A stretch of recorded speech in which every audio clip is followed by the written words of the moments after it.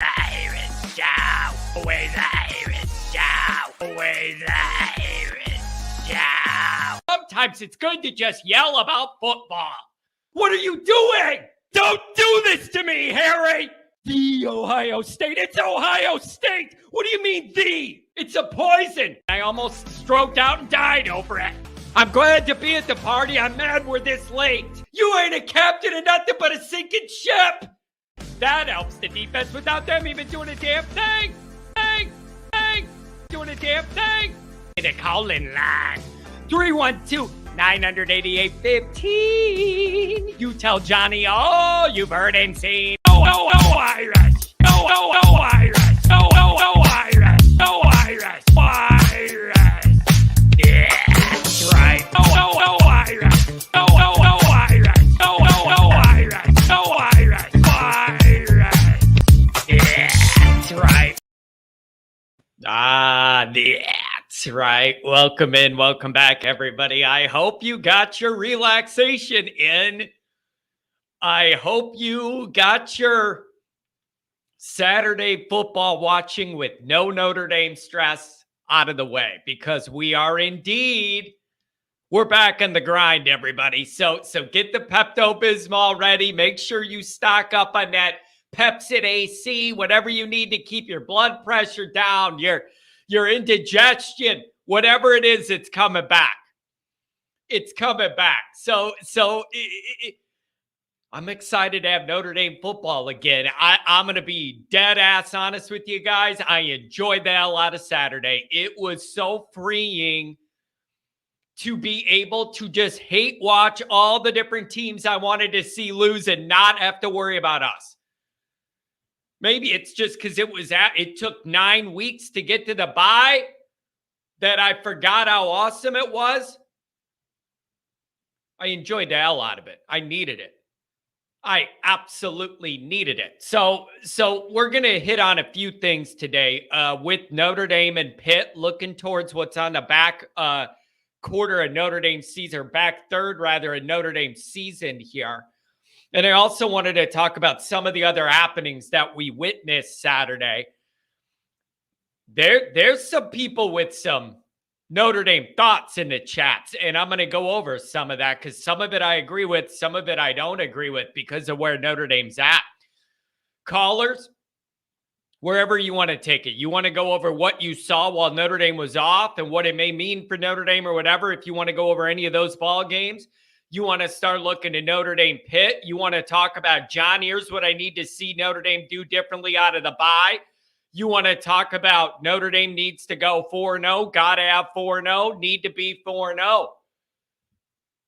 That's my big conclusion, you guys, at the end of this bye. Notre Dame needs a clean sweep 4-0. You got 2 byes in there, and the back end of this schedule's nothing like the stretch you just went through. 4-0 is the only way to go. And I'm not just saying that because it rhymed. You need it. You need it. So let's get into this. Obviously, you can find a program on YouTube. Do it. Subscribe if you haven't yet. Appreciate it very much. Give the video a thumbs up. That helps hold Johnny Boy out as well. Notifications anyway. You will learn it every time a new episode drops. I know you don't want to miss it. Twitter. Hit that search bar, Always Irish Rat. Always Irish Inc. You know where you're not going to find me on Twitter? Interacting with any of USC's social media posts. I'm not acting like it's a badge of honor because I am one of hundreds of Notre Dame and other fans banned from responding. Every time I go to make a snarky comment on a USC post, it says, you are not eligible to view this. They have limitations on who can read their stuff. Johnny Boy's banned and all my Notre Dame friends. They're not open to hearing our thoughts. So much for the free press and media, I guess. Email alwaysirishnd@gmail.com. Audio only anywhere you want it. You can get it the call-in lines. You already know. 312-988-15. You got to call. Tell Johnny all you've heard and seen. Instagram, Facebook, Always Irish Inc., USA Today, Fighting Irish Wire. Read all about it. Patreon.com/Always Irish. It's John Kennedy and Mike Goolsby. We got good stuff there. Thanks for everybody that's joined. Him and I may have something cooking on regular old YouTube later in the week. Stay tuned for that. My wheels are always spinning. I'm going to give my credit on this one, actually.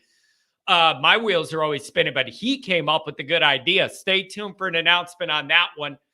All right, I'm going to get into a couple of the chats and the super chats. We got a couple calls. Actually, I might start these chats, give it to the calls, then I'll do my stuff. I don't want to make people wait on a Monday. They're trying to reacclimate into the old routine here. Get some of that going. Let's see what we got on the super chats. $2 from Steven. Good morning, Irish Nation. 10-2 is the goal. Back to work. Got to have it. Need to have it. It can't be any other way. Sorry about that dumb Louisville game. Well, I'm sorry, but you don't have any margin now for anything other than to say the season was a disappointment if you lose one more game. A lot of people are going to think that at 10-2 because how the 10-2 went and what the 2 looked like and felt like. You got to have that double digits, baby. 10-2 is the only answer here. $2 holler from Rodney coming up on the phones. Rodney and Tom, my two main guys. Time for the team to hit the next level. 10-2, New Year's 6. That's got to be the only acceptable outcome, right? Like there is no. You didn't bring Sam Hartman in here and then you're like, oh, we went 9-3. We'll get him next year. That's a failure. That's an objective failure. That's not John having all these higher expectations than reality because he's John and in his mind and all that. No, that's BS. Notre Dame did not bring that guy in here to go 9-3. Like, no, you almost did that with Drew Pine last year. This is an issue. It's an issue. But if you can go 10-2 and win that major bowl game, at least that would be something Notre Dame fans could check off the list, haven't done in 30 years. That would be some indicator of upward trajectory to be able to win one of those games and knock that big asterisk off all of our faces that we've been getting trolled on our entire lives. For me, literally all the life I can remember has been me getting trolled about those dynamics in Notre Dame. If you're not going to the playoff, the next best thing would be to knock that shit out. V1 rotate with the $20 holla. It was cool all weekend seeing 2- and 3-star QBs and wide receivers throw the ball all over. Throw the ball all over the field, hit people in stride 50 yards down the field. Can't wait for Andy to return Saturday and our top 10 QB throw the ball to the tight end for 2 yards. V1, you hit on one of my major bye week takeaways from Notre Dame. Very good. Thank you for the donation, by the way. You hit on one of my big takeaways. And one of those excuse me, I'm getting choked up. I'm getting that damn every fall when the weather goes from warm to cold, I get that big sinus thing where I can't breathe or talk or see straight for like 2 weeks. It's kicking in. I can feel it in my sinuses. Oh man, I'm sorry. Give me a break. One of my big pictures of the bye is with a clear mind, not cluttered with Notre Dame anxiety and crippling worry. I'm looking at these games with no filter, right? No Notre Dame in my mind. What's going to happen later? And it's clouding everything. It pisses me off every Saturday to see these teams with guys I've never heard of running all over, making plays. Offense is in rhythm, whipping a quarterback I never heard of, throwing to wide receivers you never saw in the 247 rankings. All over town, all over America, all over your TV, all over the internet. It's exciting offense and crisscrossing receivers in stride and creativity and guys moving and rhythm and gamesmanship and all of it.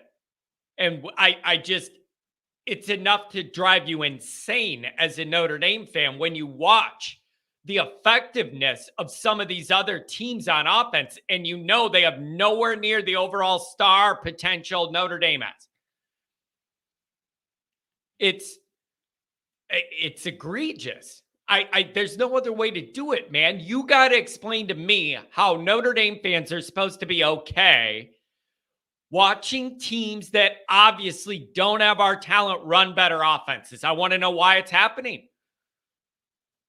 I want to know why.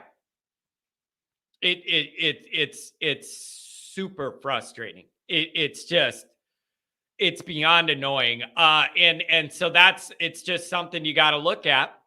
It's something you got to look at, and you got to ask yourself, why are we in our position where you have this alleged great and then here's the other thing too, and then I'll get to the calls and then I'll do my chats. Here's the other thing too that I got to ask about. I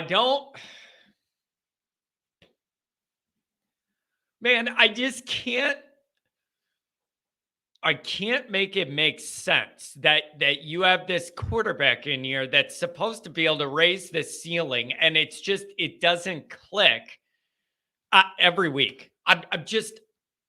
I'm frustrated, and it leads me into this question, and I want you guys to answer on the phones or in the call-in lines. If you ask Notre Dame fans, what's the number one thing you want worked on over the bye, it would be, get healthy, whatever, blah, blah, blah, obviously. And then it'd be figure out some new ways to present yourself on offense. I'm asking the chat and the callers because I don't know the answer. I want to know what is realistic for you to expect to look different when we get out of the bye. That I don't have a good answer for. And I don't know if you guys do too. I don't know what is realistic to expect. That's what we want. That's what I wrote about. You have this bye. You better get healthy and figure out a different way to scheme up this offense. I don't know what is realistic in that 2 weeks, or if it's just the 1 week and then your game plan and then you're into Pitt prep. I'm racking my brain. I don't know what level of improvement or change to expect is reasonable. You maybe with the health alone, you're going to be better because you'll have the Jaden's back and whatever. But structurally, schematically, how they're setting things up, the lack of just the predictability and all that, I don't know. I don't know how much of that you're going to see knocked off and getting rid of. I don't know.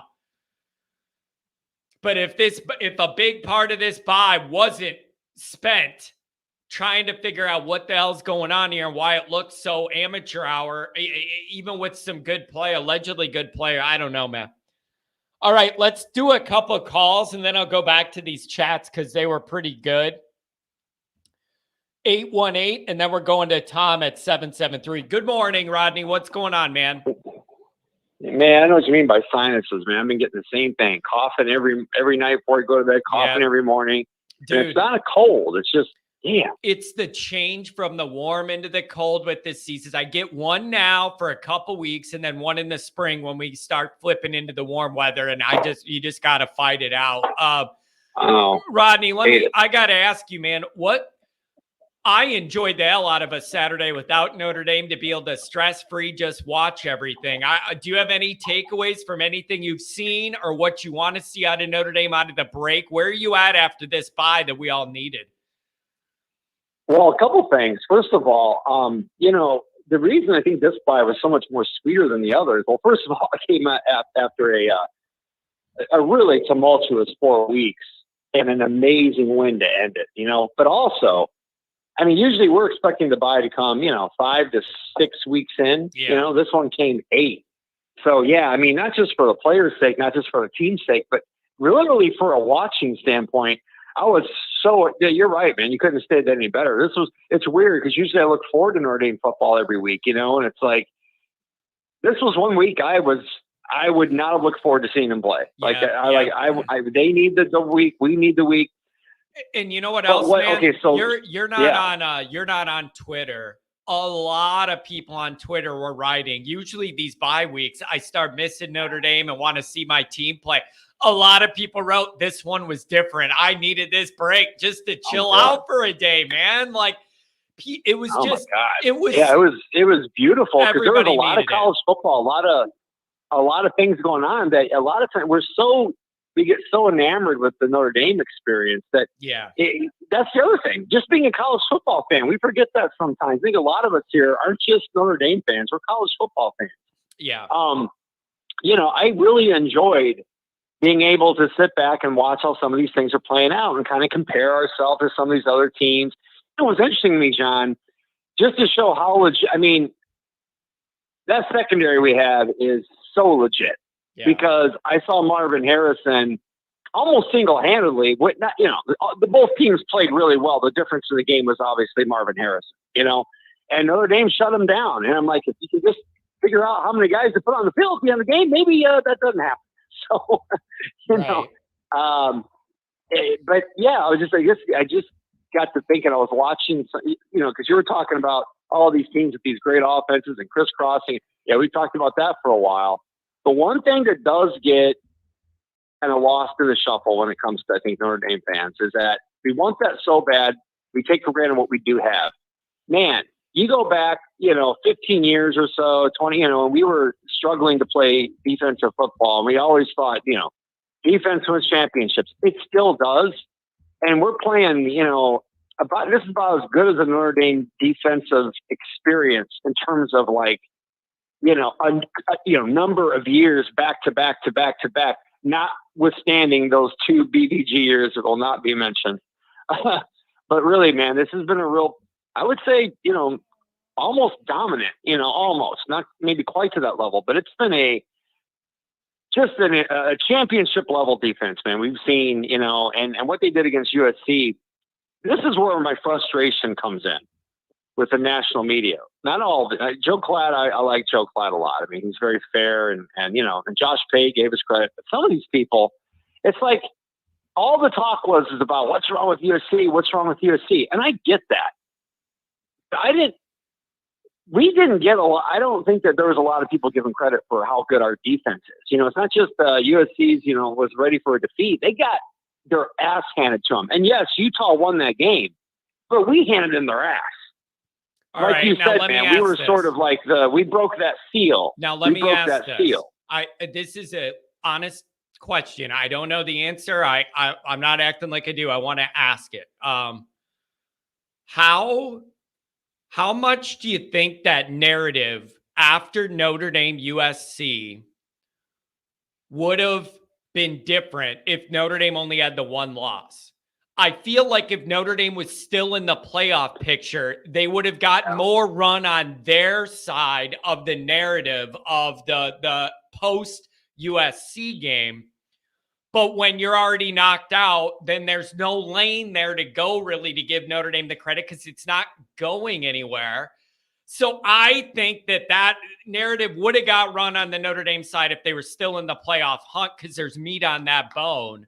But the idea that there wasn't, then they just went with the what's wrong with USC, let's sell the LA narrative and do all that. And Notre Dame lost out on their credit they should get because they're out of the mix completely. I believe that to be a part of it, and it's very frustrating, but it's our fault. I think that's what's going on. So I don't know. Yeah, no. Again, that's absolutely true. You hit it right on the head. If we had one, because here's the thing: USC was undefeated. We had 2 losses. Where's the focus? The focus is on the team that's undefeated. What can they do to get there? Oh, they played like crap tonight. That's 100% true. Because that was going to be the other part of it when I brought that up is that, but then again, we kind of did that to ourselves and we got, beat by double digits against Louisville. But again, okay. But the point is though, that got lost a little bit in that game, right? That got, it was how bad USC, is looking all of a sudden. Yeah. But to bring it back to reality, I think, okay, so here's the bye week. We just had the bye week. I think I told you before the season. I didn't realize when I was, I went through every game and I must have missed that we had 8 weeks in a row because I'm telling you, John, that would have absolutely somewhere along the lines, I must have messed up and thought there was a bye week.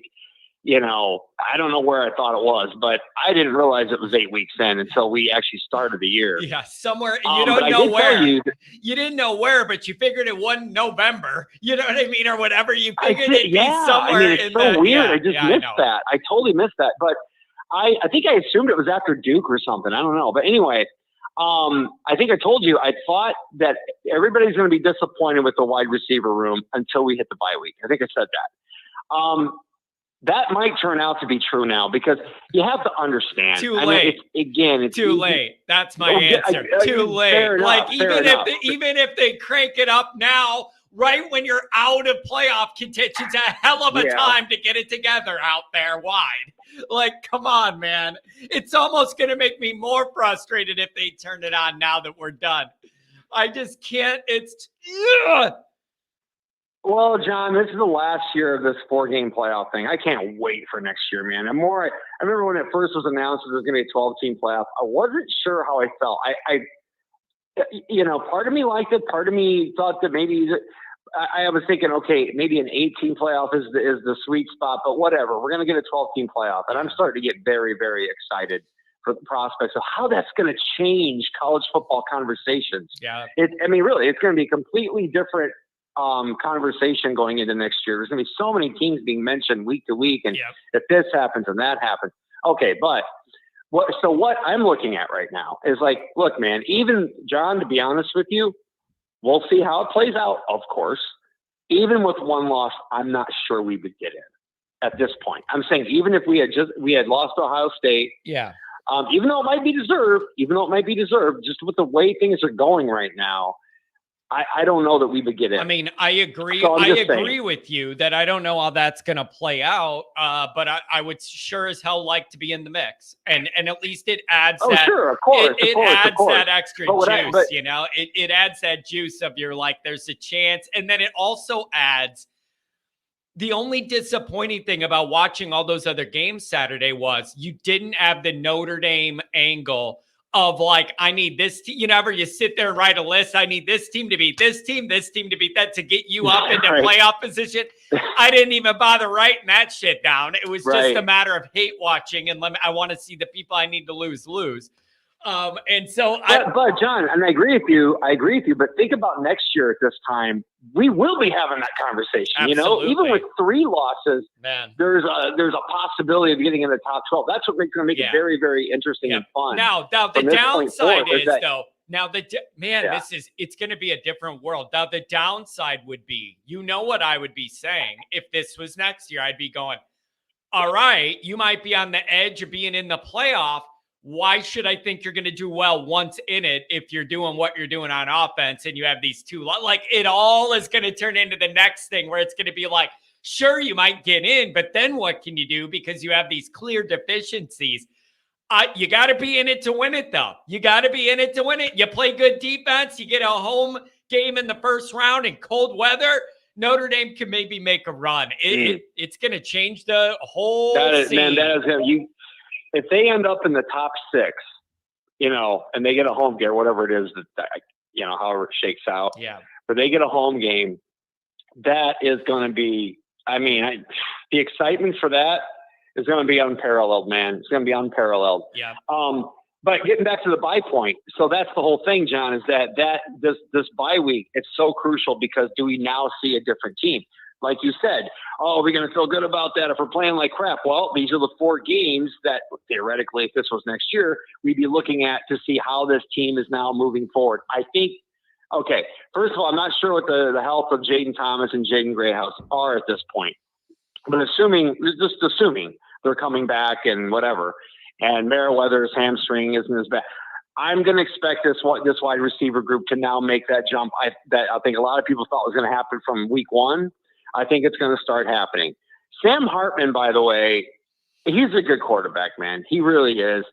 And I got to feel like he's frustrated because he hasn't really had his moment yet. Look for Sam Hartman to really play well these last 4 games. I really believe that's going to happen. Again, we have it in front of us. We'll see. I think Clemson's going to be really tough, man, even with 3 losses now. Absolutely. I think they're going to be really tough. Yeah, it is going to be really tough. But, dude, you got to admit, there's a lot of frustration in what you just said. Like when you just said he's waiting for that big moment and maybe we'll see it on the back end again. The glass half empty part of me wants to go, wow, again, awesome. I have a 6-year quarterback you brought in here to make the playoff. We already have 2 losses, like hell of a time to turn it on and have a moment. The moment needed to be against Ohio State. the moment needed to be steadying the ship against Louisville. Like, there's frustrations here. And at least if you see that offense get a little better now on the back end, that'll be some progress. We got to see it. Hey, man, if everybody's going to lose their minds. Everybody's going to lose their minds. This offense has got to have something else figured out coming out of the bye. You got to give it to me. There's no question. If they look like they have the last few weeks, figure it out. Jared Parker's obviously coaching for his job right now. There's no question. As an offensive coordinator, but I just really feel Sam Hartman going into this. He's got to improve his draft stock, man. There's a lot of things I'm sure that he has anxiety about right now, knowing what he has to prove. Yeah. And he seems like a great guy and all that kind of stuff. He wants to prove himself, and I think he's going to have his moment. Whether it just be he just plays great for 4 weeks and then maybe in that New Year's Six game, who the hell knows? Maybe we play Brian Kelly's LSU Tigers. Maybe we play, the Utah Utes or something. It's going to be a good game if we get into that. There's no question we're going to have a good opponent, and that'll be fun for us. And if we can win that game, that's a monkey off our back. We can say definite, tangible improvement. Yeah, that's the thing. That's the marker. Exciting. Yeah, that's it, man. That's like the best case scenario. Nothing could undo the 2 losses and how painfully different each were. The best you could do is run this 4-0. You got 2 byes in between here. It's navigatable. It's a manageable back end of the schedule. Isn't that weird? 2 byes? That's so weird. Yeah, and it's so weird. But it builds you these bridges to be able to reset a little bit. As hard as the front end of that schedule was, it really lightens up for Notre Dame here if they take care of business. 10-2, and that New Year's Six win is the best you could do. And then you would at least feel like you had regular season progress and then be able to do something in the postseason hasn't been done in 30 years. That's gotta be that's the high end, and that needs to be the only acceptable outcome. Anything other than that, I think, has to be labeled a disappointment. Bringing in Sam Hartman, that ain't what you brought him in for. So that's where I'm at on it. I'll give you the final word, my friend. Final thoughts. Great hearing from you on a Monday morning. Thanks for the dough now. Yeah, final thoughts are I really am interested in seeing Penn State and Ohio State play Michigan. I want to see how those two teams that have been, especially Ohio State's been very battle tested, man. Yeah. And I want to see if that plays out when they actually play them. Because, hey, give Michigan credit where credit's due. They're rolling the teams they're supposed to beat. But again, and this is where I disagree with Joe Klatt a little bit. It's like, yeah, but they're doing this and they're rolling the teams they're supposed to beat. You're right. But when you don't have the stress of having to play 4 night games in a row and it's everybody's Super Bowl, and you don't have that grind of that, players getting hurt, emotional drainage, that matters. And I'm just really curious to see those 2 games. I'm other than obviously Notre Dame games, I am so looking forward to seeing how those 2 teams match up to Michigan. And I'll leave you with that. Yep. It's going to be interesting. And Michigan looks good. I want to see them play a really decent talent team, and they haven't yet. Hey, good morning, man. Thanks for starting us off. Have a good week. Yeah, you too, buddy. Take care. Crystal clear phone line. Remember last year, Rodney had a phone line, sounded like he was living in a cave in Afghanistan, something. I'm glad he got that fixed. Tom, I'm bringing you up next, and we got to touch base. I know you probably did a lot of scouting Friday night on the high school scene in Chicago and Saturday night. Mike in Oklahoma with a $10 holler. Good morning, Irish Nation. Pitt brings a good D that will no doubt challenge an already handicapped OC. Hopefully, Freeman is in the midst of the Parker exit strategy. Obviously, we're going to see what happens the final third of the schedule. However, everybody needs to admit that this is Freeman's reputation on the line. Every decision he makes, all those assistants, everybody's bringing in the fold or letting leave or whatever, it's all his reputation. And Marcus Freeman needs to get to the end of the season and then look at where we're at, where we finished, and take a very good count of what's helping us win and what's holding us back. And friendships got to be damned. Long-term coaching relationships got to be damned. You got to figure out, Adam's saying Parker isn't going anywhere. He doesn't need to go anywhere. He could stay a year. as the tight end coach. Adam, I'm with you. He doesn't need to go anywhere. He could stay right at Notre Dame and move right back to tight end coach and run the best tight end operation in America with guys that all go to the NFL, rinse and repeat. Notre Dame's got that on lock. On lock. Legacy Flanagan in the fold. Okay, that's what he needs to do. So like that's kind of where, and dude, this cannot just be, this is my buddy and I'm tiptoeing around feelings and I don't want to embarrass my guy. Like Marcus needs to rise above that. And he really needs to be able to look at where this is all at. And it's just crystal clear when you're looking at the bye as a Notre Dame fan sitting back. It's crystal clear the offense is still a problem. And that wasn't supposed to be this year. This was supposed to be the year that offense took a jump forward, loosened up the stress on the defense so they don't have to pitch shutouts and get turnovers to win every week. This needs to be an objective business decision by Marcus Freeman. I am not even saying to kick Parker out. He could go back to tight end. But I'm sorry. And the other thing is, for a fact, this was not Freeman's first choice.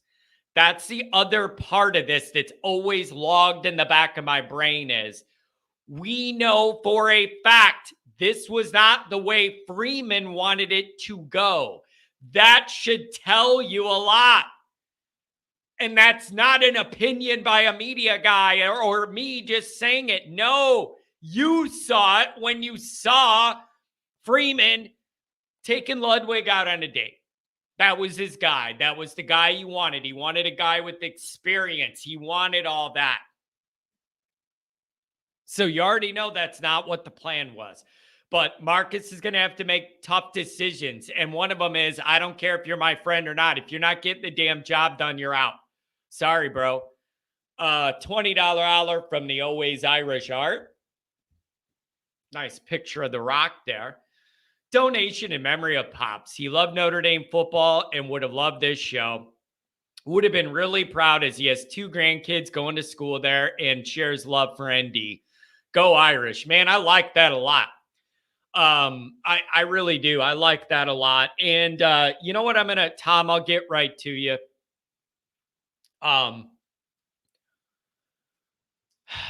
What I was going to say is I think about that a lot with my grandfather and the way he was with Notre Dame. And that's why I'm the way I am. And he was a contemporary of Leahy's in the Navy and all of that. And I think about that often. If he was alive, what he would think of this show, seeing me do this. So Always Irish Art, I'm glad you brought that up. Made me think of him, and I think he'd like having me on here running my mouth representing the John Kennedys here. He was one too. So Tom, what's going on, man? Good morning. Hey, John Kennedy, how are you, my friend?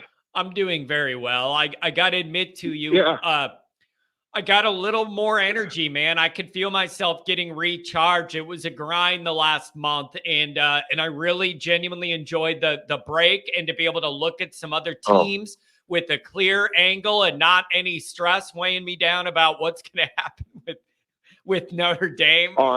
I needed it, man. I needed it, and I feel more recharged, and I needed that break. Yeah, as did I. No question about it. And it was great to, step away and just kind of think about it as I watched the games on Saturday. And I kind of knew it beforehand, the last few weeks leading up, that look, throughout the whole landscape of college football this year, there really isn't a clear, great team because of other people's strength of schedule and everything. I know Georgia, Florida State, Michigan, I get it. But there's a lot of parity in college football. There's a lot of bad coaching, and there's a lot of bad refereeing throughout the country. Yeah, there is. So all the things that we've seen, and that's my takeaway from the games that I watched this weekend.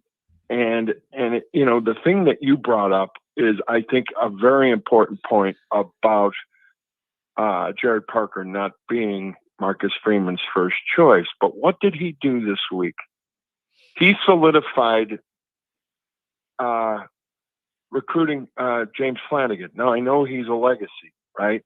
But Notre Dame was not his first choice. Wisconsin and Penn State and Michigan were really hard. And I found out the backstory that Jim Flanagan said to him, look, this is your life. Make sure this is what you want to do. He was not going to commit at the spring game, at the blue and gold game. And then thank God he finally did right after the USC game. So your whole comment about keeping Jared Parker on the staff and making him the best tight end coach in the country, especially so you got Cooper Flanagan and now that we get too many Flanagans. We got a Flanagan and a Flanagan. We got a lot of Flanagans back there. It's a very Irish tight end room setting up here. I like it. That's all right. I need an O'Flannery. Give me an O'Flannery and an O'Leary back there. Something too. That's okay with me and a McAfee. Yeah, exactly. That's a great cornerstone to have. And I also think that going forward, I talked to a retired college coach on Saturday, and this has been kind of in the back of my mind with the transfer portal, because we started talking about USC, and he said, look at what Lincoln Riley did, in his first year, and he brought what did he bring, 30 kids over, in the transfer portal. But it was he forgot to somewhere along the line. Old Lincoln Riley forgot the golden rule of an algebraic equation. What you do to one side, you have to do to the other. Why would he go and get all these kids and neglect the defense when you got a Cadillac quarterback like Caleb Williams? That's why they're losing, and that's all on him. So. It's not as easy as it thinks, and that brings up the other point where I was talking to this coach about. He said Marcus Freeman actually has a shot to really build within, like kind of the old-fashioned way. Use the transfer portal where you possibly can. I just wish if they were going to do it, they could get some undergrad transfers in. And not the grad transfer all the way. But as far as he thinks that it helps Notre Dame solidify some of the higher 4- and 5-star athletes that really want to go to Notre Dame and want to buy in. And they'll have a chance to play early, which is what these kids want. Yeah. So it kind of combats the transfer portal. So we got to wait and see. I got to eat a little crow, and I was very harsh on Marcus Freeman, especially after the Ohio State loss. And but you look at, like we said, that relentless schedule, 8 weeks in a row, including the trip to Ireland. That's not they have to get away from that, and scheduling needs to be better. There's so many things that need to be better, but there's other things that I saw.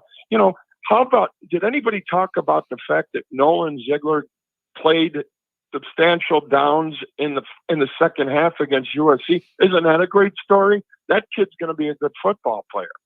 Yeah, I don't. That didn't get a lot of run actually at all with him coming back after his issue and all that. Yeah. And I saw him when they implemented him in the third quarter. And I nudged my buddy when I was at the game, and I said, look, that kid Nolan Ziegler's back in, and he's indicative of the type of defensive player that Notre Dame is going for. He wants long, tall, fundamentally sound linebackers in there. God bless J.D. Bertrand and Kaiser. But they're one-dimensional linebackers. And then when you bring the Jaden Osbury's up and the Drake Bowens, and then the Nolan Ziegler, and the kids that they have coming in, we're going to just have to breathe and give Freeman a chance to get his whole thing in. If he can find an offensive coordinator with any kind of, that's got any kind of experience, I think that's a different ball club next year. Yeah. And then let me ask you this. A couple people have chatted this. Andrew Gilmore and Adam Dowling. Thanks for the $5 hour, Adam. They are saying that the way this lines up, if you weren't going to bring Parker back as the OC, somebody's got to be removed from the staff. You can't just bump him down to tight end. Like, it's connected to the numbers that you're allowed. Somebody's going to have to leave. And I'm not kicking my man Gino Caduli out. I kind of like what my man Gino could do. So then I'm sorry. Maybe Parker's going to have to go somewhere else then, because this isn't the old friends club at the country club. Sorry, man. I can't tiptoe around these relationships when it comes down to, is your group a winning group or not, man? Like, fine. Right. So then I guess Parker's gone. I'm not married to him. Notre Dame's tight end stuff's rolling. So then problem solved. Send Parker packing then. All right, it's solved. And quite frankly, sorry, I got to be honest with you. If it came down to it, you let Parker go bye-bye. Let him go take his career to another team.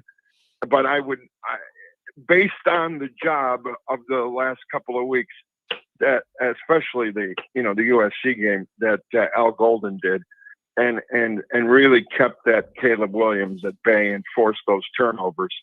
His experience as a head coach and defensive coordinator, we'll see what they do down the stretch here. But I'm cautiously optimistic that they will wind up 10-2. I really believe that now. I think he's got them in a good place. And like I said, that first bye this last week couldn't have come at a better time. And then you get the next bye after the Pitt game, is it after the it's after the Clemson game, is it? Yep. Yeah. So that, I think, it's so those 2 weeks, I'm sure he gives the team ample rest of time, but that's like a little mini camp in and of itself. So they could really figure out. So then what do you do as your head coach? If you're the head coach, you got to have a serious conversation with Jared Parker about letting the dogs loose. That post pattern that he threw to Tyree for the long touch, for the 48-yard touchdown pass against SC. The formation, all he did was switch the formation up, where he took Tyree out of the perimeter wideout and slipped him inside between the wideout and the slot. And that was the difference, because the defense froze. They weren't sure what he was going to do. So Merriweather ran the fly route. He ran the post route. The free safety slid over, and that cornerback had to get him and touchdown. I think he's got to figure out those wrinkles. And now Pitt, come on. They should be able to connect the long ball against Pitt. I know Narduzzi has got a terrible heart-on for Notre Dame. He hates Notre Dame. Yeah, he does. And he's going to have that defense. He's going to have something to whine about. He'll have something to whine about, like always. He's always crying about something. But listen, man, they're 2-5. They're coming off a loss against Wake's third-string quarterback. They're 1-3 in ACC play. They just put up 17 points in that game. Now, on the flip side, though, they had no problem piling it on Louisville. So, you know what? On Pitt's defense, they beat the hell out of Louisville, which is something we couldn't do. Did. Now, I know the circumstances were very different, and Louisville fell into the most classic trap ever. Win a game you're not used to winning, read your headline, sleepwalk the next week, and it's all over. Like, they walked right into the classic trap of how that works. But it is not lost on me. That irony of the Pitt Louisville game is not lost. I mean, they're no good at all, and they blew away that team that made us look like little kids out there. It makes me mad, man. Yeah, and there's things that you can't control. So, like last week, midweek or the Tuesday or Wednesday press conference that Mac Brown had, he told the press that he was deathly afraid of Virginia and he warned his team that they can't afford a letdown. And what happens? Bingo.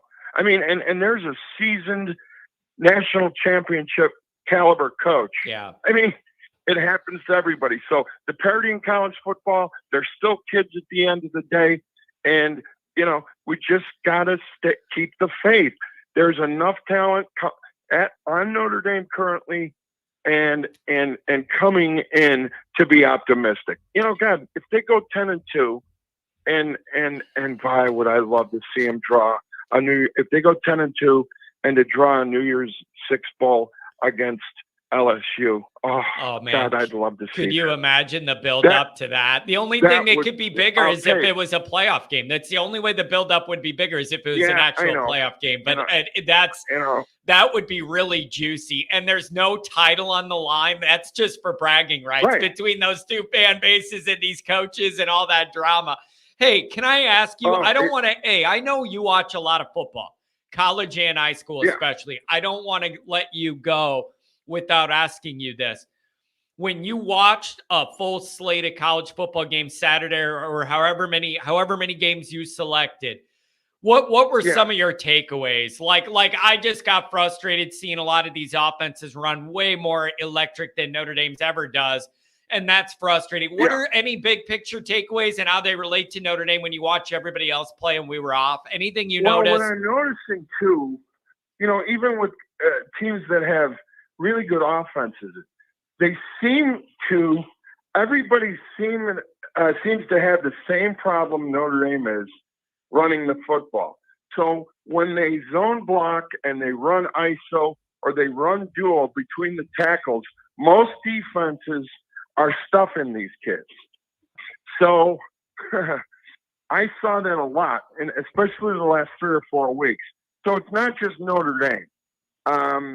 They've got to figure out a way to get to the perimeter with their speed backs and then use Estime as a pounder if that's what they're really gonna do. And you can't just keep throwing the ball, to the tight end without testing the perimeter. You got to take your shots, especially when you have, a 1st and 10. From their 40, from your own 40-yard line in, you got to take shots down the field. And I've noticed there's not a lot of teams that even do that. They're big on these out routes, and coaches, they're big time copycats. I still think there's enough speed on Notre Dame and talent that's let Sam Hartman roll. Let him go. The offensive line played well against USC, didn't have the ridiculously stupid penalties. As long as that offensive line can protect him, he can throw the ball downfield, and that's what that's my takeaway. I could be wrong, but man, it's just the best you could do now is take advantage of a back end of this schedule that, for as formidable as that last 4-game stretch was, this one's a lot more doable. Tom, you got the bye, 2-5 Pitt. Clemson's going to be a tough physical game at their place. However, they have real problems though. Like they're going to be tough to beat in their place. They're not going to lay down against Notre Dame and Death Valley, but they are leaking oil and they have problems everywhere. Then you have another bye after that physical game against Clemson to reset and then take on 2 objectively poor teams on the final stretch. This is very navigatable, and I need Notre Dame to go 4-0 here. There's just no other way around it. Right. There's no way to say this year was a success at all. You can't even justify Hartman coming here if you end up 9-3. You can't justify it. Right. You got to get that. You got to get in that clubhouse at 10-2 and get ready for a New Year's 6. You have to. Hey, did they determine a kickoff time for the Clemson game yet? Is that going to be a day game or a night game? I don't know yet, but I'd be surprised as all hell if it's not a night game. The only reason I could think it maybe wouldn't be is I believe it's Alabama LSU that night, and that's going to be the night game, or Alabama. There's another big night game. Yeah, that's right. And so, but I don't know if they're going to want to compete with that or not. The other thought is both of these teams have multiple losses. You ain't competing for views of people looking at like anything big picture. So I don't know, but I'd expect it to be a night game there just because it's Notre Dame. Yeah, right. Exactly. Well, I'm praying for a day game and let's get it done. I'd like that too. Yeah. You asked me about the high school. So the Loyola Mount Carmel game in the Chicago Catholic League for all the marbles going into the state playoffs was the best high school It was the most physical high school football game I've seen since 1978. Since the Fenwick St. Lawrence game. That's big praise. That's big praise. And there's 3 or 4 players that are juniors that Notre Dame will recruit off of those teams. Mark my words. Yeah. Wow, man, that's big praise from you. I know you watch a lot of ball and get around. For you to say it was that physical and impressive, that's was. Wow, that's a good operation. It was the best game it was the best game I watched on Saturday. Wow. Or Sunday. Yeah. Wow. Yeah, that's fantastic. That's high praise, my friend. Tom, it's been really good touching base with you. You got anything else in the way? I'm glad you're sounding healthy, my friend. Let people know your Pitt thing. Let people know your plans for that so they can find you if they want. What's the deal? I'm gonna be in one of the north lots. So they've got the 3 north lots. Yeah. And I've got 2 parking passes there. So there's 28 of us coming in from the neighborhood. Awesome. And everybody's bringing food and booze and whatever. So if anybody's I'll tell you what, I will put up my cell phone on Friday. You're going to have a broadcast on Friday? Yeah, you could do that, or you could do the email if you don't want your phone number out. You could put your email in there and have anybody message you an email if they want to try and meet up. It doesn't have to be a phone number. Fine. I'll leave that up to you. I'll do that on Friday because we're going to have a big party in the north lot. And, perfect. And then the north lot's where we were. So if you were at my tailgate earlier in the year for Central, that's the same area as those north lots. So, yeah. Which north lot were you in? We were in the one closest to campus. So we were in the furthest one up right by the road. Like we were as far as you into that new construction. We were as far that way as we could go. What is that? Bula Road, whatever. Bula Road. Yeah. So that's probably where we're going to leave based on the time we're leaving Chicago. Cause we're going to leave the neighborhood at 8:00 on the button, and that'll give us plenty of time to get down there. So, but there's 28 of us coming. It's a great crew, guys and girls. So if you're there, don't be afraid to bring your girlfriend, your wife, or your kids by. It's a wholesome crowd. It's a lot of fun, and it's just let's have some fun. Awesome, man. That sounds great. Really good to hear from you. I'm glad you're doing this. If any of my people are going there, I'm not going to be there having something to hang out with this guy. You guys got it going on. So Tom, enjoy the rest of the week. Give me a call back if you have any thoughts later in the week as we get closer to this ball game, and safe travels if I don't hear from you, and enjoy your time in Notre Dame. Hopefully some of my people find you. All right, John, thanks. We'll bring home a winner. There you go. Have a good one, buddy.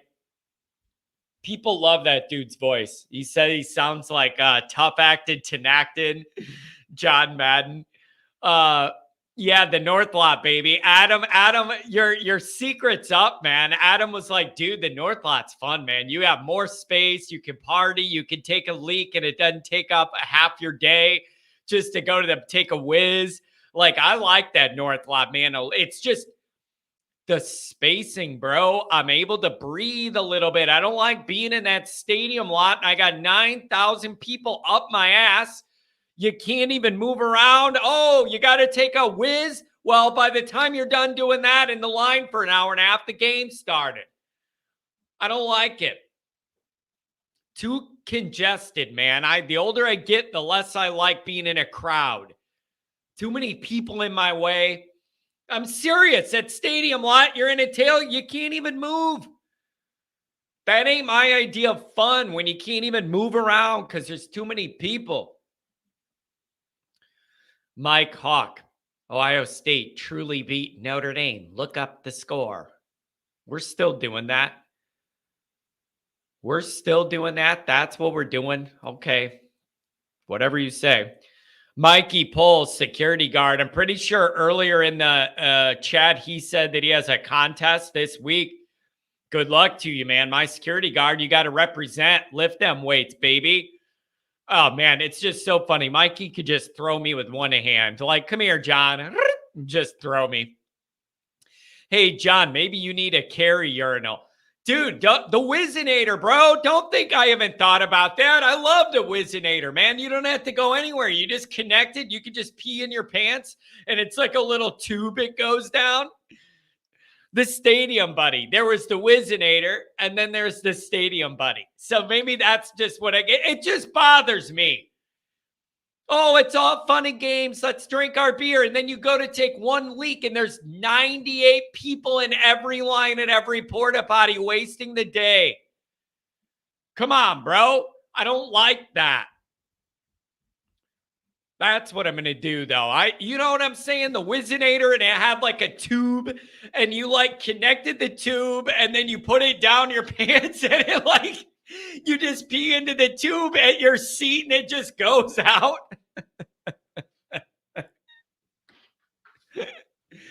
I don't know, man. I don't know. But I'm not a fan of those lines. You have a limited amount of time to tailgate. I'm not spending half of it in a porta potty line. I'm not doing it. I'm too old for that. I ain't doing no catheter. Isn't that where you got to stick something in there? I ain't trying to have that. I need that tube where it's like a funnel and I just pee in it. And it just goes.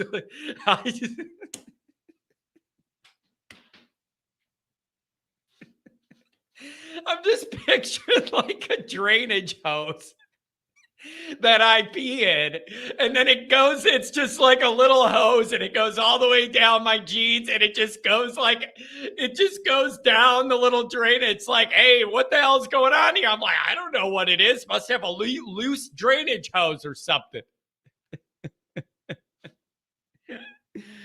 Oh, sometimes you just gotta laugh, man. John, those literally exist. I'm telling you. I know. I'm just saying. Crying belly, smartest idea I've ever heard on this show. You just need a drainage hose, and you can just walk around, and it just leaks out the bottom. Oh shit. Somebody said, boy, John has lost it. Yeah, tell me about it. Nick, I got a feeling this isn't the first time anybody said that before. So, man, Mikey says, Franklin is a fraud coach. Been saying it for years. Mikey, I'm glad that you're going down that path because I have some thoughts on that as well.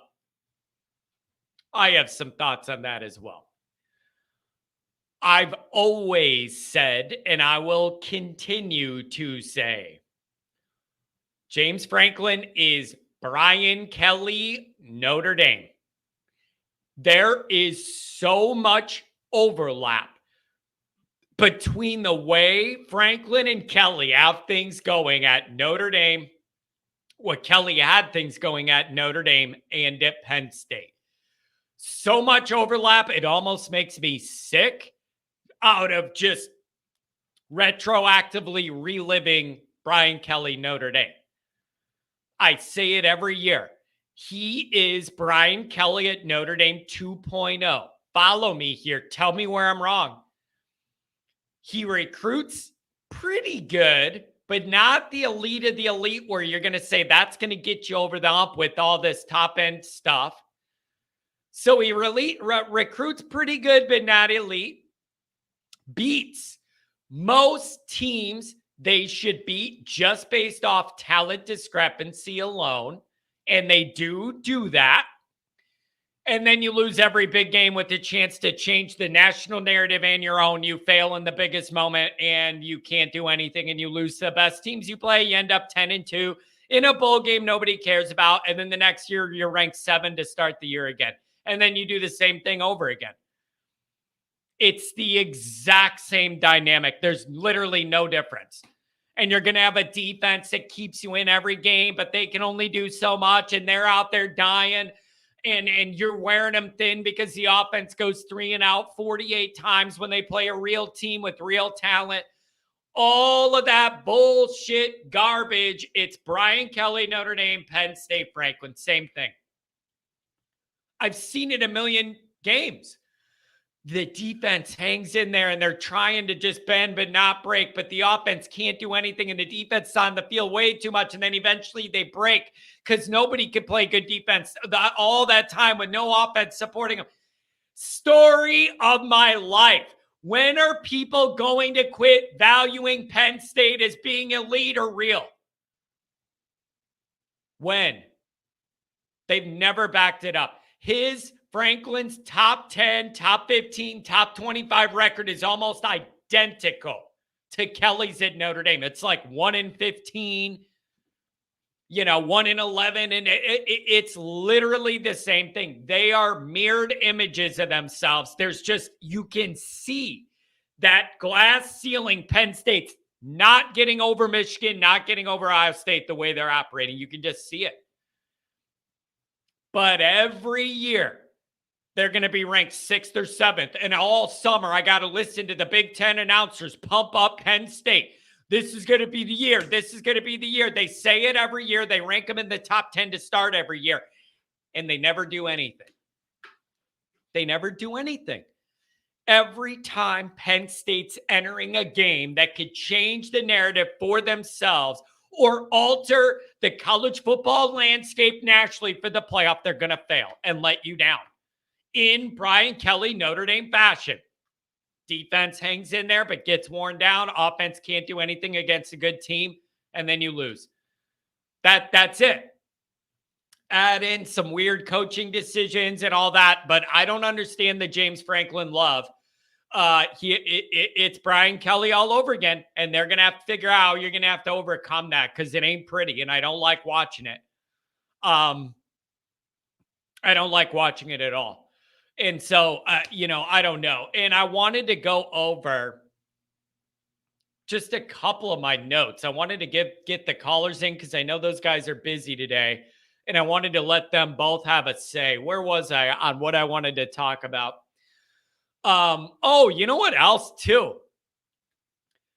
As much that was going on Saturday, the biggest technical upset of the weekend, I think, is getting almost no coverage. How is the biggest upset of the weekend not one-win Virginia over 10th ranked and undefeated North Carolina? Like, we're looking at like Ohio State, Penn State. I'm looking at USC for obvious reasons, all that kind of stuff. But man, that that was like the upset of the week, and nobody was talking about it. I think because it's Virginia and North Carolina, and even when North Carolina is good in football, it's like there's limited excitement. So I don't know, but that was the upset of the day, and it didn't get much run. John, I agree about Penn State, but haven't seen anything so far recently about ND that's different. Do you have dinosaur brain, T-Rex? In 2 years, Marcus Freeman has the exact same amount of top 10 home wins as Brian Kelly. Like, you could actually answer this. He's got one of those wins per year in the categories that Kelly and Franklin have in like 12. Right? Then he's averaging one of those wins a year right now. And he has 2. That's how many of those wins Kelly had in a dozen years. So he's 10 years ahead of Kelly's schedule. Like T-Rex, I get that you're frustrated that we're not nationally elite this year, and so is everybody. But he's got 2 of the kind of wins we're talking about in 2 years. Kelly had the same amount in 12. So there is some progress on that high end. It just got ruined because you blew the game against Ohio State and then you no-showed against Louisville. It ain't a finished product, but I'm at least seeing some evidence on the higher end that some other things may be possible. So I don't know. I think T-Rex has just frustration overall. Yeah, Narduzzi hates Notre Dame. Yeah, who doesn't, though, by the way? Narduzzi, such a freaking weirdo. He is the weirdest dude. He's going to find something to complain about. He's a chronic complainer, all this and this and this. I'm sure we're going to bring in the ACC refs to screw us, and Narduzzi will still be saying they were pro Notre Dame. He's a little whiny biatch. All that guy does is cry and complain about everything. Unbelievable. He's just a total weird dude, man. Like in a job field full of weird dudes that are sociopathic and narcissistic, most of them, he's weird. Like, I'm already breaking out the notion that these coaches are weird to begin with, and then he's weird on top of that. Unbelievably weird. Just a chronic whiner, and you're getting out of the whole Phil thing, and that was weird. Just, there's just so much with this Pitt thing to just not like at all. And it's just Pitt, like just armpit. That's what comes to my mind. Like there ain't no juice. They're just kind of an annoying pain in the ass who bounces up to be a problem for Notre Dame every once in a while. I ain't here for that. Okay. I'm just not. And so I wanted to cover that Virginia win over North Carolina. What a big deal that was, low key. And then the other thing is, and I haven't really announced it.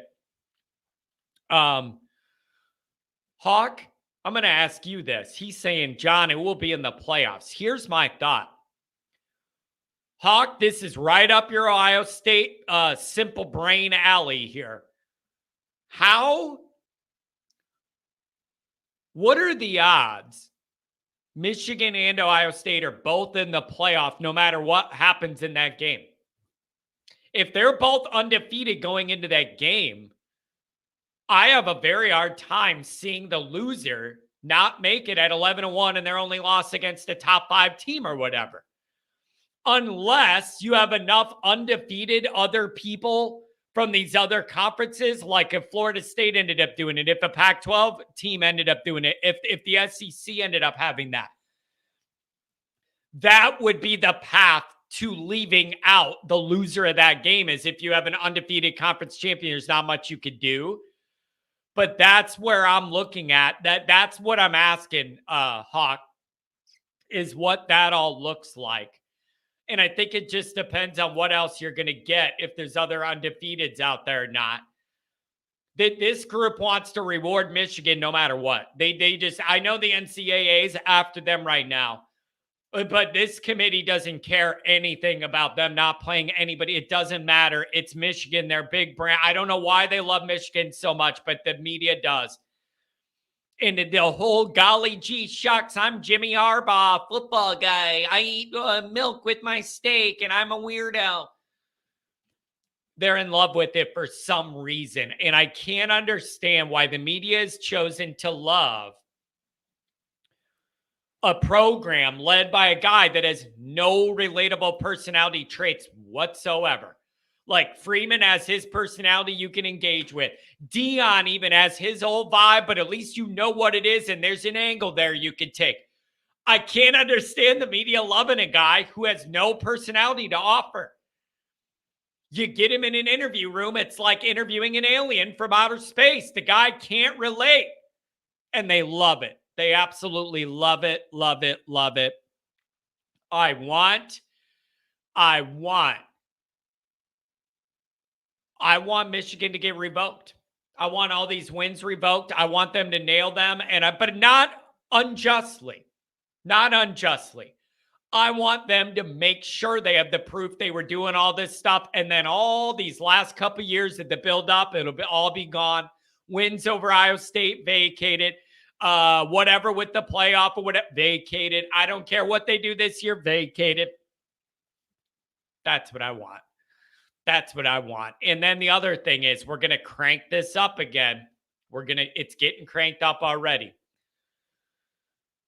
Harbaugh feels that the NCAA is going at them. Michigan has a target, blah, blah, blah, blah, blah, which makes no sense because they're the media darling. So I don't understand why you would want to attack your media darling that you want to push. all of this crap, if they keep nailing them for the cheeseburger, they're nailing them for this and whatever, this and that. That's how you start getting the Jim Harbaugh NFL rumors again. That's how you start getting them. Is this maybe the year he does it after? Because this is the big build-up year. This is the big build-up year for Michigan with the easy schedule, the easy path, a upperclassman, very talented athletic classes they are. This is it. So then does he look at all these sanctions or whatever they're nailing him for and then losing all these guys and then go, all right, I'm out of here? I don't know.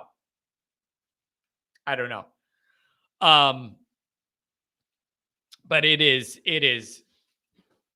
it's very frustrating to see Michigan. Listen, I admit that they're playing well. Yeah, I admit their quarterback's playing really strong football right now. Like, I admit all of that. I'm not saying, here's what people can't get. Here's what people can't get. Michigan's a good football team. I know they're a good football team. That quarterback's upped his game and is playing very, very high-level football right now overall. Also, they're not tested ever. I know they're good and they're playing good football, but also I'd like to see it tested against a real team. So it's not, why can't all of it be true? I know Michigan has a good team this year and / I would like to see them tested before Thanksgiving. Am I asking for too much? Like, I'm sorry. I'm giving them credit. They're doing what they should do. They look good. They don't play nobody till damn near almost people buying and shooting a turkey in the backyard. They don't play nobody till freaking Thanksgiving time.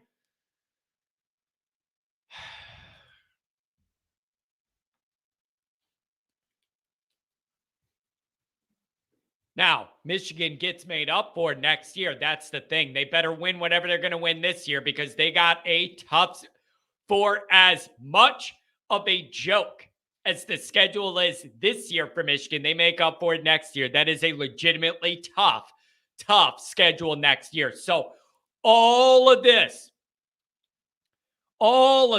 is built into the Michigan's got to win a championship this year. And even if they do, vacate. I love it. Let them do it, and it's vacated. You cheated. You're gone.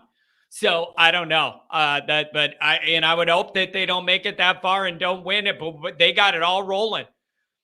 They got all the momentum. They're playing nobody. It's just a joke. Current strength of schedule for Michigan, 110. And whenever they start doing that playoff ranking show, they're going to get up there and not even talk about strength of schedule. They're going to pull up all the offensive stats and the defense. They're going to ignore who they played. They're not even going to mention. They're going to rank them right up there, number 1, number 2. The committee's full of shit, you guys. The committee will tell you who you're playing matters, but when it comes down to it, it doesn't. They don't make decisions based off that. They don't. I don't care how good Michigan's looked. Nobody's going to get up there and go, we got to bump them down till they play somebody, no matter how good they look. They're not going to do it. They're cowards. They're not going to do it. They will not punish them. They default to the lowest common denominator of undefeated. That's what this group defaults to. But they sit there in that room and act like they're geniuses breaking down film all weekend. Give me a freaking break. Give me a break. Okay? That's not what it's going to be. And then when you get into USC, that's on my list too. When you get into this USC, this Utah win over them was glorious. They are completely melting down. Notre Dame broke them. They had cracks in the foundation everywhere. They had cracks everywhere. Notre Dame broke them, poured the accelerant on the fire there, exposed their weaknesses, made them come back to reality. Whittingham's great. I respect the hell out of that guy. He is USC's daddy right now. He is Lincoln Log's daddy. That there's no doubt. They're melting down. No players or assistants were allowed to talk to the media after the game. The USC reporters, we got a $5 holler from Adam. Yeah, there you go. You're right. Man, Adam, you're reading my brain. That's a little scary for you. You may want to seek medication. John, how do you feel about Lincoln Riley banning a couple LA reporters and not letting players talk to the media? Again, this is all a part of that fragile front-running nature of everything that has to do with USC. This is all a part of that. Okay? He did not make any assistance in the players available after the game. That is sending the wrong message. It's sending the wrong message. Lincoln Riley's supposed to be the leader of young men, showing how to lead, how to take responsibility. Sometimes you got to do things that aren't comfortable that you don't want to do. Taking accountability for what happens, not just in, these are life lessons. These are not football lessons, you guys. These are football lessons or life lessons, not just football. Things don't go your way, but you got to kind of own up to it sometimes. Have tough discussions you don't want to have. Feel really uncomfortable, but have to face the music and answer tough questions. All of that. Coward. Just cowards. Absolute cowards. You're doing your players a disservice by not letting them go through these life growing pains and address the media when things don't go well. Have to answer bad questions. I say all the time, they are front runners that only want the spotlight when it's good. And when it isn't, they think you could just turn a switch and it all goes away. And then they could just be in the shadows until they rise up again and get the good light. Doesn't work that way. Doesn't work that way. When you want to be in those bright LA Hollywood lights, you get it on the good end and the bad end. So the media, the USC, the LA media, they're not happy. And there are guys that are longtime beat guys in LA for 25 years covering this team saying, I have never seen a post game where the players were not available. This is the first time, and it's totally embarrassing. Totally embarrassing. Not having to face the music, not having to do any of that difficult stuff. Lincoln Riley is perpetuating this soft culture by the way he's insulating the guys and protecting them. You got to explain to me this. 347, you're coming up. Caleb Williams is mature enough to make millions of dollars as a college athlete. He's mature enough to make endorsement deals with companies as big as freaking Wendy's as a college player. He could do all of that stuff, that big picture, real world marketing, networking, building a brand, all of that. He could do all that high level shit, make millions of dollars in school doing it. But he can't talk to the media as their best player after a very tough loss. Okay. All right. Tell me he's a good leader, though. Okay. Whatever. Like, I don't respect the way they operate. I don't respect the way they're building this at all. It's cowardice. It's LA front running. What I say I always hate. And the other thing is, here's the other thing. This is the good part. It ain't over yet. It ain't over yet. You might be able to beat Cal this week or whatever. You got a whole lot of Oregon, Washington, UCLA coming up. Woo, baby. Who's got USC beating Oregon or Washington the way those teams play pretty physical, good football? And the way USC's playing, I don't know about that. You might be looking at 3-4 losses, maybe get to 4, somewhere in there. That'd be a shame. You know what else, too? 347, you're coming right up. I'll finish my point and get right to you on a Monday. Here's the other thing. whenever one of these teams loses like this, I'll follow their media, the people that do what I do for them to kind of see the reaction, engage where they're coming from, their content makers. And a lot of these people are already saying he ain't getting the recruiting results they wanted. There are a lot of local guys.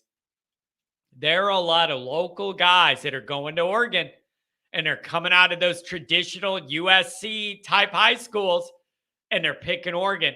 They're picking Washington. They want that Nike money. So I don't know.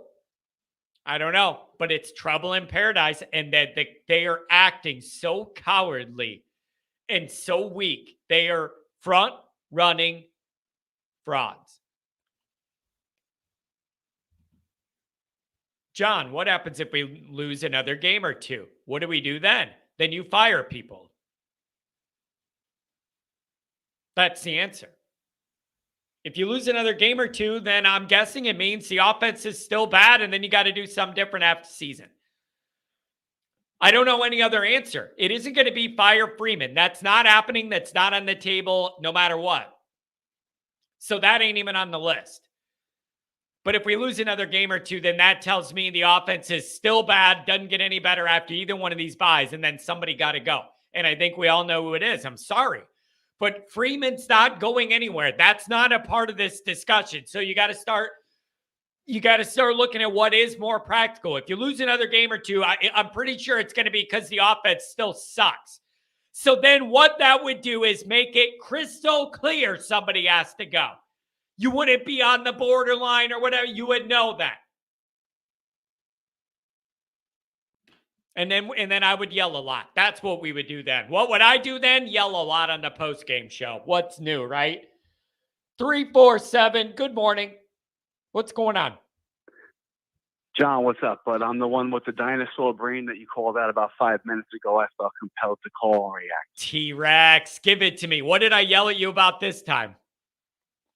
Look, I think my standards were too high going into this year. I think I was a bit too optimistic. I really thought that they could have navigated the schedule.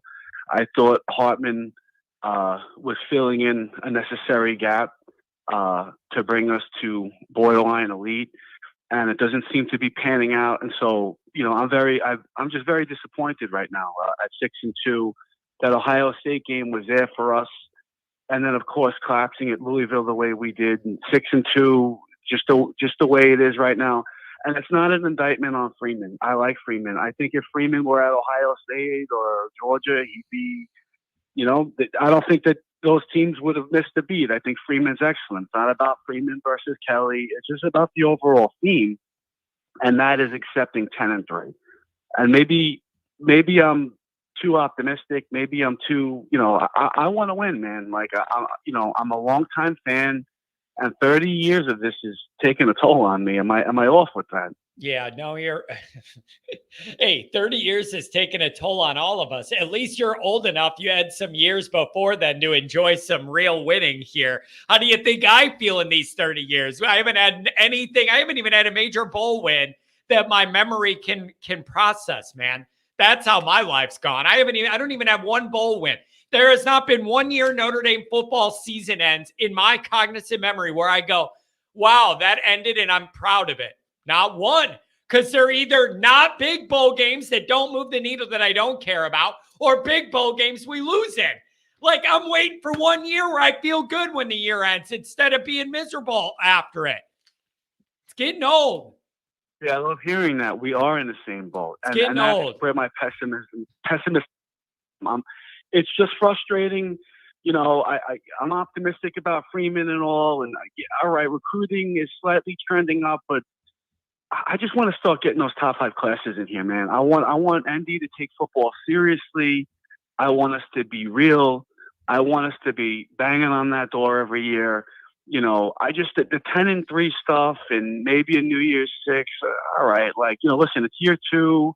Maybe I'm moving fast, but look, I want it, I want to win. I want to be in that top tier. I want to be in it. I'm gassed out. I've been saying this too. The one trap that we end up falling into, because maybe it's an easy mental crutch or whatever, but one trap I see, and maybe even me too, is the trap of, well, it's obvious we're not going to be in the title hunt this year, and then maybe next year with the recruiting, and then after that we'll have a quarterback that could actually get us there. Like, we always seem to be kicking the can down the road rather than living in the moment and excelling in the moment. And I just don't know how you change that. Like something's got to click to where we have a year where we take advantage of the moment in front of us, and it doesn't turn into, well, we got to do this and that. Maybe next year we'll be back and then we'll have a quarterback. Like, I'm with you on that frustration. I just can't. I don't know, man. These two losses are so different in the ways they cause me misery to think about. It's very frustrating. I'm not saying it's not frustrating. I don't know. My response to that is twofold. And firstly, this was a year we circled where there aren't really any super elite teams that are way ahead of the pack, right? Like, those teams that are traditionally, top 5, top 4 playoff caliber teams, you always notice a distance with them, between them and the Penn States and the Oregons of the world, right? Like Ohio State, Georgia, Alabama, they always seem to be way ahead of us. This year, it doesn't seem to be the case. There's a lot of parity in college football, which is why I'm extra disappointed in our 6-2 record. And secondly, you brought up a point that we always seem to be lacking something, and you brought up the quarterback. Yeah, we have Hartman, and he's been better than satisfactory, but he's not great. I just feel it stems from recruiting, and I think what ND is lacking, what Notre Dame is lacking, are those 2 to 3 excellent players on each side of the ball. Those 2 to 3 difference makers on each side of the ball. We're close. Like, our defense is right there. All right, let me ask you this. And right now it's our offense. I got 2 things to ask you. Hold on. I'm writing one down so I don't forget it. All right, let me bring this to you. I've thought about this over the bye. How different would Notre Dame's season look like if they had 2 to 3, not even A1 elite dog receivers, but like strong number 2s, even maybe one number 1 and one number 2 receiver you could trust, even just 2 of them, one on each side of the field. And if they had 1.5 or 2 monster defensive ends coming rushing the quarterback right off the edge, you got to chip them, you got to account for, and they're both coming off the edge. Where would Notre Dame be then if they had like 2 to 3 of them receivers you could rely on and guys coming off the edge? I think Notre Dame's in business then at that point. Do you not? Well, first of all, there's your 2 and 3 on each side, right? There's your 2 and 3 guys on each side. This particular year is a down year, and with that being said, to answer your question, if we had one of those 2, if we had a difference maker at receiver or an edge rusher, not both. If we had one of those 2, we'd be 8-0 right now in a top 3 team. Yeah. If we had both, we would be very, very we would be the team this year, and that's what I'm longing for. I want to be the team. I want to be Georgia. I want to hammer these teams. I want them to be looking at us, chasing us. And I just hope that with Jack leaving and this new guy coming in, that they take football seriously like that. It's just, I've been a fan so long. I want to win, Yeah, it's frustrating. Let me ask you this. We understand there's offensive coordinating issues. We understand the wide receiver room is not nearly what it needs to be nationally relevant and competitive. We know all that. And, the offensive line has had its struggles, whatever. Let me ask you this. Taking those things into account, do you feel like you've gotten out of Sam Hartman what he came here to do? Of him. I'm not talking about overall, and we can blame the other parts. I know that. Account for those. Do you think you're getting the level of play out of Hartman that you expected? Or do you think that it's been better or worse or too hard to give an honest opinion because all the other issues? That's an excellent question. It's hard. Isn't it a hard question to answer? It's hard. So, in attempting to answer it, I didn't necessarily have this crazy Heisman expectation of Hartman. I don't think we thought going in we needed that. I think we needed a guy, or we thought we were going to get a guy that was slightly better than Ian Book. A guy that can distribute the ball, a guy that was reliable, a guy that would take a chance down the field. And I think he's shown us he can do those things. It's just there have been deficiencies. The wide receivers, the lack of depth, the lack of a speedy wide receiver that could open up the field has hurt us. The fact that the offensive line hasn't been an A-plus offensive line like we thought they'd be has kind of held them back. I am not disappointed with Hartman. I think he's definitely better than Cohn. He was the right guy. I think he can still, slingshot back in the next 4 games. And it would be really great to win the next 4 games and go to a New Year's Six and play an Alabama or an LSU and win. And you know what? The season will be salvaged and it would have been all worth it. But at this point in time, where we're in right now, it's difficult to say. It's in front of us. It's still in front of us. But Hartman, at this point in time, I don't want to say he's been a disappointment because I think it's the disappointing. It's a collective. It's a collective. It's like a whole bunch of things in the pot that all mix together to be frustrating on that end. And I'm with you. Nothing can undo the 2 losses we're extremely frustrated about in totally different ways. The only thing you could do now is knock that New Year's Six crap out. Like, at least you would be like progress that you could denote in time, end that narrative, do something you haven't done in 30 years. That could be the starting point of what comes next. Like, that needs to be the outcome this year. That's the best you could do. I can't handle 9-3. It's got to be 10-2 with the big bowl win that shuts that all up. That's the only way to salvage this and have the fan base in a good mood. 3 losses ain't going to cut it. It's got to be 10-2. Can I ask you something about the future, though, before I let you go? Sure. What in the hell is Notre Dame's quarterback plan next year going to be? It is such an important thing for them to navigate the right way to make sure they line this up with the younger, higher-end talent, how they want to progress with these guys, who they want, where that order is going to be. What in the hell are they going to do? Because that decision next year trickles down to all those young guys' timelines. Is it Angeli?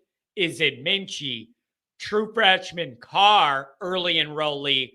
Or do they go to the portal and we just have no idea yet? It is a big decision, and I have no idea what they're going to do. I have no idea what they're going to do, but I think the best answer would be all of the above. I think you have to be aggressive and go into the portal. I think it breeds better competition. If Angeli were that good, he's been with the program a little while. He'd be the guy right now. That says to me, he's probably not the guy next year. He'll probably stay around. Listen, if he goes, he goes. Minchie was a relatively highly sought after recruit. I believe it was Pittsburgh he was going to go to, and then we offered him and he came to us. Carr, obviously the legacy Michigan name, borderline 5-star guy. Look, maybe it's him, but I don't think we're ready. I don't think we're in a position talent-wise around the quarterback position to start a freshman. I think you have to go into the portal. I think you have to go the competitive route and may the best man win. We have to keep up with the times, man. Well, That's you know what's going to help? You know what's going to help is I think Cam Williams is going to be your go-to guy day one when he steps on campus. I don't even think it's going to be in question. I think that dude is like your dude right away. That should help right away. He isn't going to know everything, but he's going to be really freaking, really athletic, really quick. No, we have to capitalize on that. That's a spot we've been lacking for a long time. We always seem to be lacking at a critical spot. The offensive line seems to consistently be there. We rely on the defense. We never line it all up at the same time. You're going to trigger me. How come my entire life there's never been a moment where Notre Dame had all of the phases of their team in the spot they need to be, where you go, the offense is good enough, the defense is good enough, and the special teams makes a good play every week. Never in my life have I felt like all of those items are where I need them to be at the same time. It has been the ultimate Notre Dame frustration and why I need hair club for men.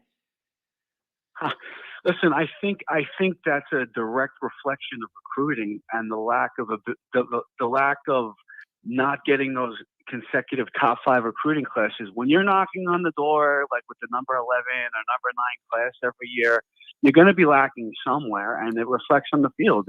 And so we usually have about 3/4 of what we need, right? Like in terms of depth and talent. And then there's always that one spot against that tier 1 team, and it shows. And that's and it's a matter of it's recruiting, and that's the answer to closing the gap, man. Yeah. That's the ultimate difference. And I like the energy Freeman seems to have. You know, the conversation always goes back and forth between Kelly and Freeman. I think it's bigger than that. I think it's what the administration identifies is success for Notre Dame football. Yeah. That's the true question. It's not a knock on Kelly or Freeman or comparing the two. It's difficult not to, because Kelly brought us to a certain level, and so we at least want Freeman to carry that on. I want more. You know, I don't want 10-3, man. Like I'm really like I know it's only year 2, and you know perhaps I'm thinking too much, too early, too soon. I want to win, man. Like I'm hoping next year with the 12-team playoff. Yeah, that ensures us a legitimate shot. Again, man, nothing's easy. Hey, and you do realize Notre Dame doesn't go into the year next year, oh, let's start out playing Central, somebody at home or whatever. No. You're going to Texas A&M. And no matter how little I think of Jimbo Fisher, that's going to be a tough game right out of the gate week 1 at their place. Like, even though I think Jimbo's not a good coach, that's going to be a tough one no matter what, unless they fire him and then they're all messed up. I don't know what's going to happen there, but it doesn't get any easier right out of the gate next year. You better be ready. SEC, baby. That's an excellent point. That's an excellent point, because Texas A&M is loaded with talent. Well, that's, we have, we're pretty well talented as well. And that's where we should have a coaching advantage. That's where we should look at Freeman and go, you know what? Like, we believe in you. We think you're better than this guy. Go win us that game. Because Jimbo, with all the talent he's had at Texas A&M, is very much underachieved since he's been there. Yep. Do you agree? Yep. Oh, yeah. Same exact record as someone. He's got the same exact record as someone, and they fired him. It wasn't good enough. Listen, Jimbo is one of the biggest snakes in this profession. He cannot be trusted. He's a pathological liar, narcissist. He's one of the worst guys in the sport. He is dirty as the day is long. I don't respect him. The only reason he has any profile at all is he lucked into Jameis Winston and rode his coattails. That's it. I don't like the guy. I don't trust the guy. He's a snake. He's a liar. He is everything I'm against. And I want to beat the hell out of him if we go to their place first thing next year. Yeah, but before we get there, we got to navigate what's immediately in front of us. You got to win the next 4 games. I'm a little fearful of Clemson. I know they got 3 losses, but going still there, going to be a tough game. Got a 50. Still going to be a tough game because our offense is. We don't have an elite offense, and they've got a very good defense, and that's going to be a grinder. That's going to be a 20-14 type game, and I think it's very, very important that we win. 10-2 is still on the table. Get to a New Year's 6. How sweet would it be to be matched up against LSU and break our streak in a New Year's 6 against Kelly? How great would that be? Here's the other part of it, man. You lost 2 of those big 3 games last year with all the quarterback trouble you had and all that bullshit. Now you got a guy you're supposed to feel better about at quarterback. You got to win Clemson, because you can't lose to 2 of these big 3 again 2 years in a row. That's not what we're doing here. Yeah, especially considering that Clemson and USC are both way down. That's not progress. That's not the progress these fans are looking for. But USC is going to lose possibly. What? Where'd you go? Where did you go? I think he got sucked into a vacuum or something. Hey, I lost you, man. Sorry, I really didn't hang up on you. I lost you. But I wanted to finish up with him by saying, feel free to call me and question anything I say, or if I say a comment back to you and you don't like it, call me and discuss it. That's what this is for. I love it. Keep it up. Beautiful. So yeah, your phone definitely died, man. I'm sorry, bro. You got to charge it up. All right, last caller of the day, and then Johnny's got some things to do. 574, give me some more. What's going on? How's it going? It's going well. I'm excited to get back to some Notre Dame football here. We had a week off. What's on your mind as we enter the armpit week? No, I just wanted to kind of, say something. What the last caller was basically saying. We got to give Marcus Freeman some time. We can't expect instant results, even though we want it. We can't expect that. It doesn't work that way. It takes at least a few years or so. Historically, year three has been a big year for Notre Dame coaches that end up doing big things. And I don't know if that's happenstance. I don't know if that's random. I don't know if there's a football reason behind it. But historically, year three of a new coach has been one where a lot of things hit. And we have seen that in the past. So I don't know if that will apply or not. And then I think what you're saying is reasonable, but there's certain things that I have patience for and other things I don't have patience for. Like, I have patience for the idea that a new young guy that's a head coach younger than me is going to have a learning curve. I have no patience for the learning curve being, is there 10 or 11 guys in the field? Like there's nuance with all this shit. Like, I have patience for some things and then none for others. Not having 11 guys in the field, I can't be okay with that no matter how many experience you have. Right? Does that make sense? Yes. But what I'm saying is look at Georgia, right? Georgia was in a bad place for so many years. I don't like this. I don't like this analogy. And I struggle with this one, man. I know where you're going, and I've seen the comparisons between Freeman and their ed guy. The difference is Notre Dame is never, ever, ever in a million years going to recruit the way they do year in, year out. Like, that's where I have to say I can't go there with that one, because even if Freeman is A+ recruiter, it's never going to look like Georgia year in, year out recruiting, because it just can't. So that's one that I struggle with, because we're never going to be able to recruit at a Georgia level. It's physically impossible. Right. I just think, it depends on how, it depends on the administration too, like you were saying. They don't really take football seriously, it seems like. That's the way it seems. And Brian Kelly, I like the guy. He was a good coach. I did feel like we didn't want to recruit, but I think in a lot of ways too, he probably felt like that he was limited, because the administration wouldn't give him the resources, But so that right there, I kind of agree with Kelly, and on that, the administration needs to give resources, and Marcus Freeman, if he's going to be successful here, the administration's got to give him to win.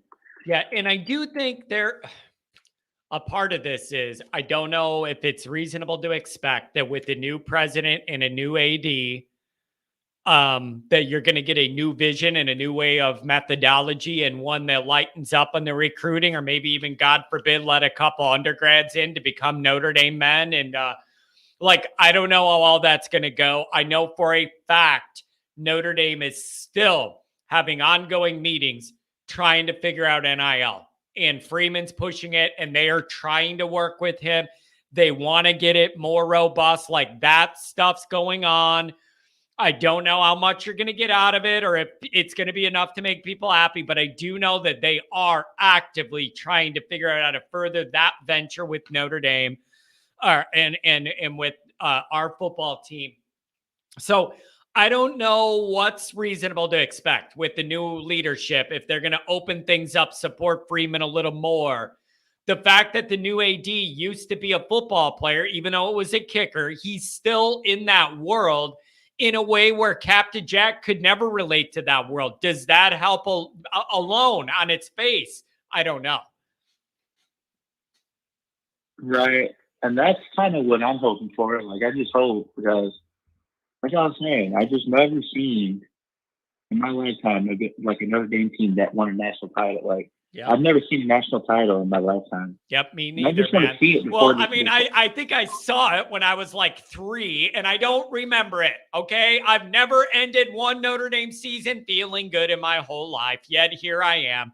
Every one of them ends in disappointment. We either win a dumb bowl game nobody cares about, that's embarrassing that we're even in it in front of 14,000 people, or we're in a game that matters and we get embarrassed to lose to end the year, and then I got to sit on it for about 9 months. There has never been one Notre Dame season in my recollection that's ended with me happy ever. This is my existence. Yeah. And I just never, I just want to see one again. Like, I want to enjoy the. Could you even imagine? Obviously, my dad. Could you imagine? My grandparents. I can't handle it. I can't even wrap my mind around that kind of joy. Who the hell are we to think we might be entitled to that? Get off your high horse. I think about it all the time, what it would be like. I can't imagine it, but I want to get there. Any prediction for Notre Dame Pitt? What do you expect to see, buddy? Man, I really expect us to start out fast, because we got a break. Man, you would hope. I kind of expect them to come out. Yeah, get your energy back up. Be rejuvenated. Have your batteries charged. Go out there with a new purpose the final third of the year. Like, I want to see all that. And you're at home. I'm going to be very frustrated if we don't see all that after a bye. Those are all the things I'm looking for. Yes, and I just expect, we do got to take it seriously, because even though they're not as good of a team, they always played us hard. They always historically they played us hard. So we gotta, still got to be up for this game, because they're very capable. Yep. So getting an upset. Yeah, we're gonna have to see how it goes, my friend.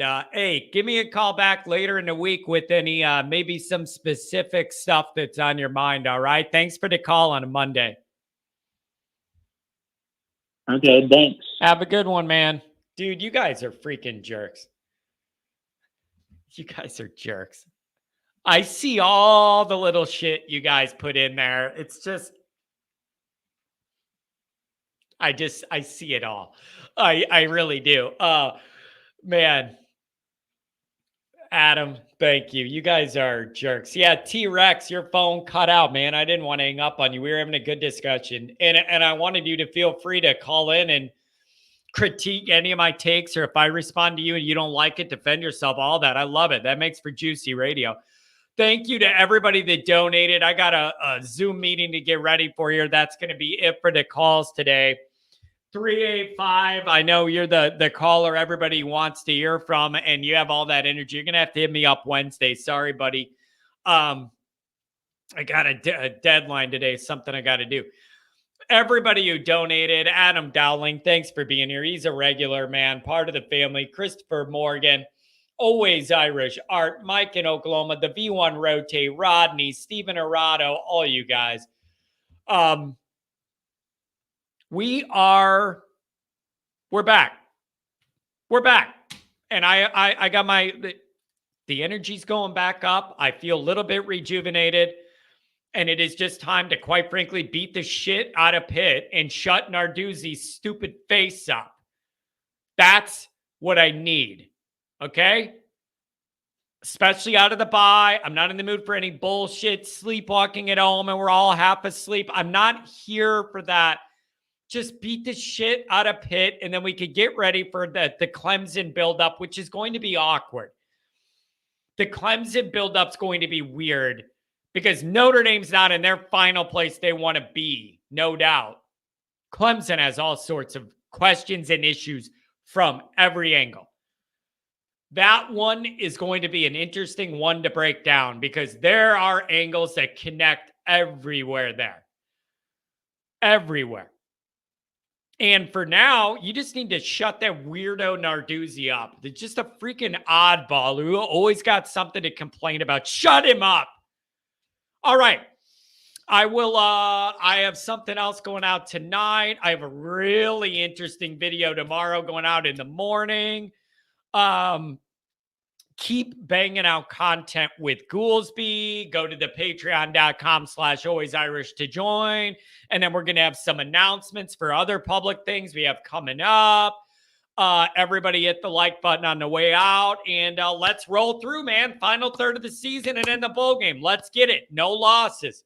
Have a good start to the week, everybody. Be good to each other. Thanks for the donations.